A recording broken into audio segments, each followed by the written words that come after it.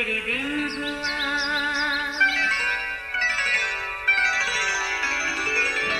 نیا پھر دن ہوا، پرانی رات کا کرے سو شکر ہم خدا کی ذات کا، خدا کی ذات کا نیا پھر دن ہوا۔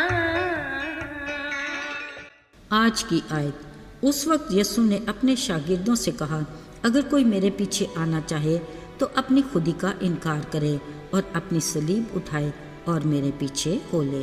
متی 16 باب 24ویں آیت۔ عزیزو، زندگی میں خوشی غمی کا آنا کوئی اچنبے کی بات نہیں۔ ضروری بات وہ وجہ ہے جس کے باعث ہم خوشی مناتے ہیں یا غم زدہ ہوتے ہیں۔ بالکل اسی طرح کوئی بھی عید ہو یا کوئی تہوار، اس کی کوئی وجہ یا مقصد ہوتا ہے، ورنہ کوئی تہوار کھانے پینے اور نئے کپڑے زیب تن کرنے کے سوا کچھ بھی نہیں۔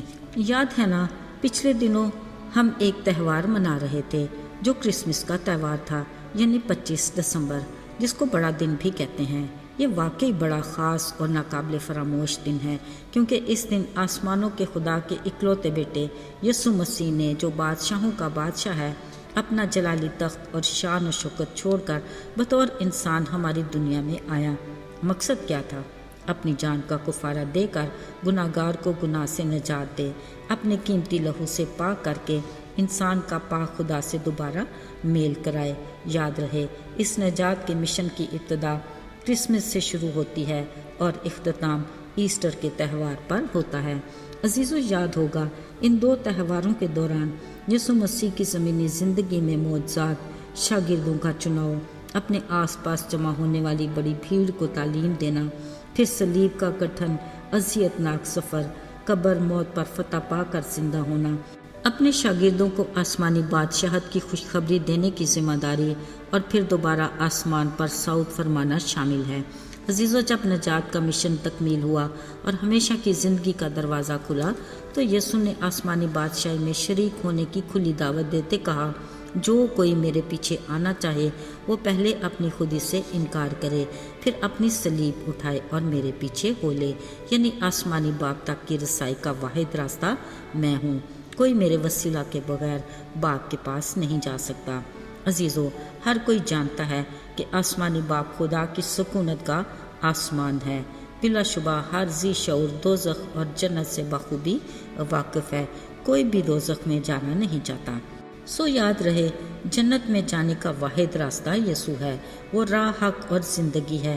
اسی راہ کے راہبر نے کہا، میرے پیچھے آنے کے لیے پہلے خودی کا انکار ضروری ہے، پھر اپنی صلیب اٹھانا ہے۔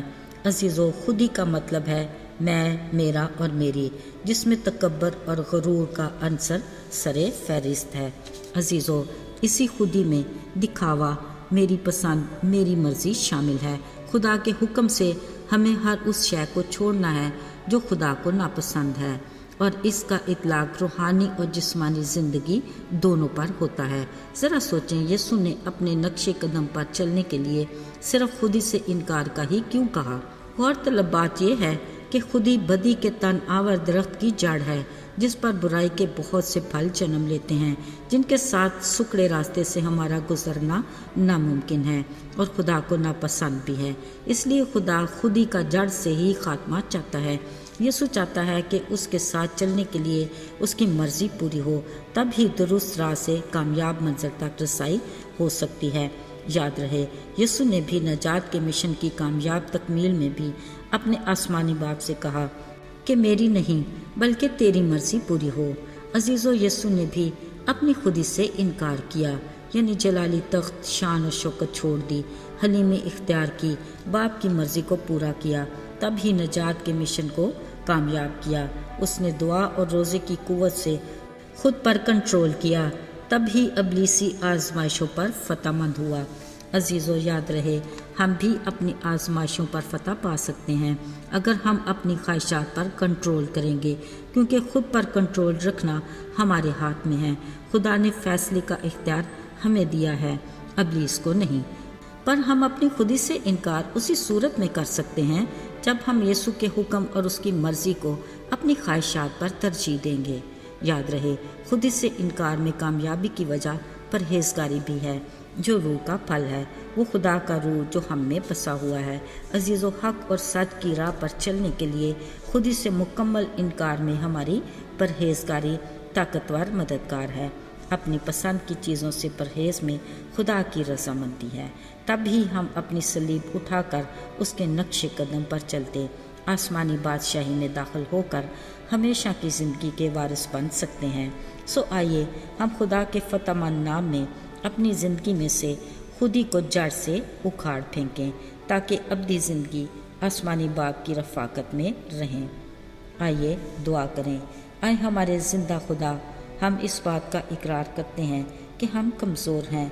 इल्तिजा करते हैं कि हमारी फितरत में से खुदी को निकाल फेंक, हमें अपनी मर्ज़ी के ताबे बना और हक और सच की राह पर साबित कदम रख।